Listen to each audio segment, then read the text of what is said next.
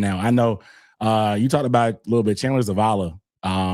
His struggles, man. It's a lot of fans he's at that point where fans are kind of like not sick of him, but I think they are. And then you hear about him being tried at center. I guess what is your vibe on where he stands in terms of like some people think that this is his last leg. He's battling for his spot on the depth chart, but I think with injuries it's kind of tough. Like where are you at with his status with the team in terms of making the team and just what his long-term prospects could be?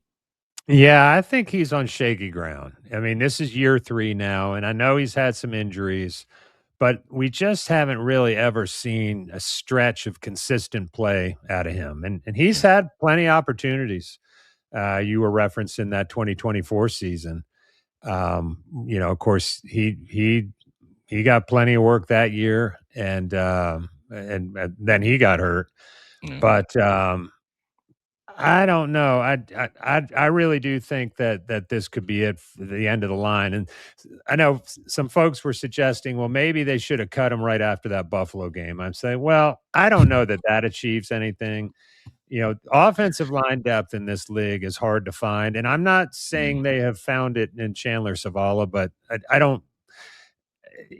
August 30th is coming up soon enough, cut day. And so you don't want to cut a 4th rounder in the middle of August and then, have somebody sign him and then Rob Hunt's back or Damian Lewis's calf or something turns out to be worse than they had thought.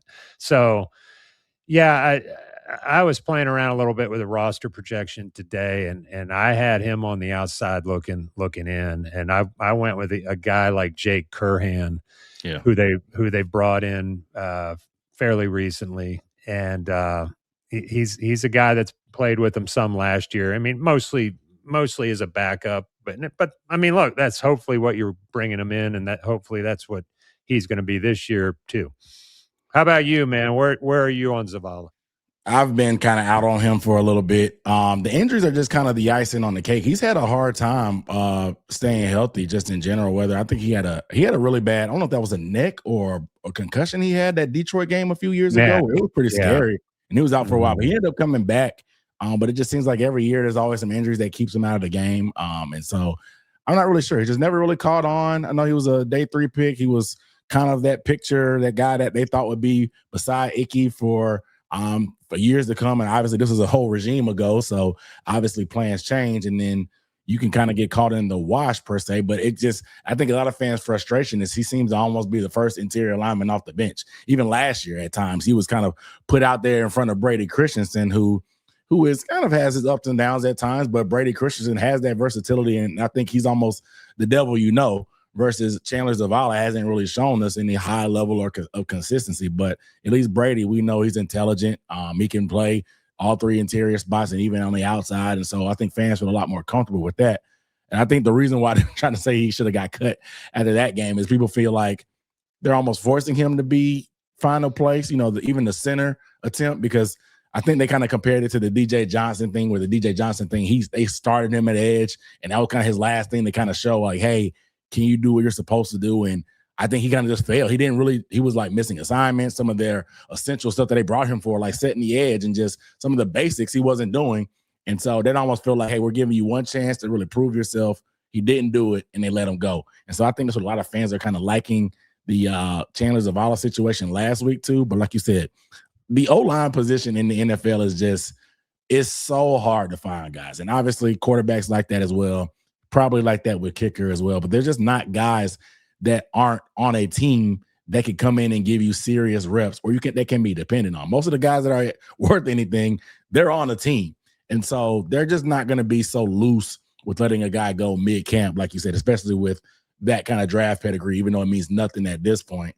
So it's just tough. Well, I mean, for example, like they had to make a roster move to sign Waller this week, and they waived Josh Gray, backup guard, and he got picked up like a day later. Like he didn't clear waivers. So I mean, and I'm sorry, I forget who picked him up, but yeah, me too. But to your point, like these guys, it is hard, and and I'm willing to give Brady Christensen a little grace just because coming off that Achilles injury, I don't think it was a regular type of off season for him. And again, and I didn't study all 9 snaps that he played on Sunday, or excuse me, Saturday. It wouldn't have taken me long, but I think I think Brady's a different level than Zavala. And he's got a lot of experience. I mean, you can plug him. That's why the Zavala thing doesn't make sense to me either at center, because they've already, of course, they went out and signed Fortner. They draft Sam Heck. I mean, I think he's still struggling too as a rookie 5th Yeah. rounder. But I mean, they're not. I'd be shocked if they cut a 5th round pick, 2 months into his tenure. Right. So you got those 2 guys. Christensen can play center. And so, what are you doing? I think they just stuck Zavala there mainly so they could get some other guys in at guard. And one of them, as I said, was Jake Curhan. And we'll see. I don't know if he's any better or not. Yeah, kind of getting them out of the way, but putting them in somewhere else. Yeah, I mean, it's tough. And I just think, and I think I might have said it a couple episodes before, but like the tackle thing, obviously not ideal, but you draft some high capital with Freeling. You get Walker, who is at worst, he's a starting caliber tackle in the league. And then Bryce, when you have that edge pressure, you can kind of maneuver. But without those interior guys, it's really hard. It can really negate everything, even beyond Bryce. We saw it negate the running game.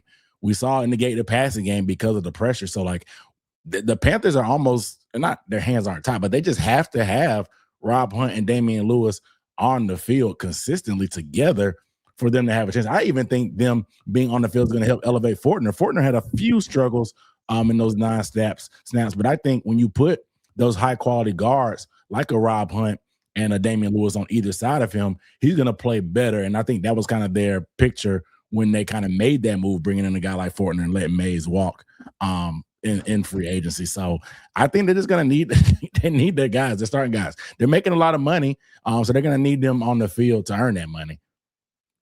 Yeah.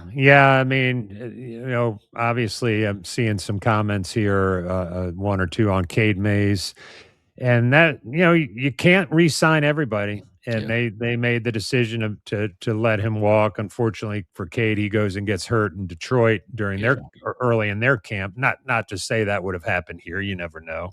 But we'll see about Fortner. I mean, we talked last week about kind of how he was sticking up for Bryce Young in these practice fights. Well, that's all good and well, but are you going to protect him on Sundays, against the A and B gap blitzes? But we'll see. I don't know.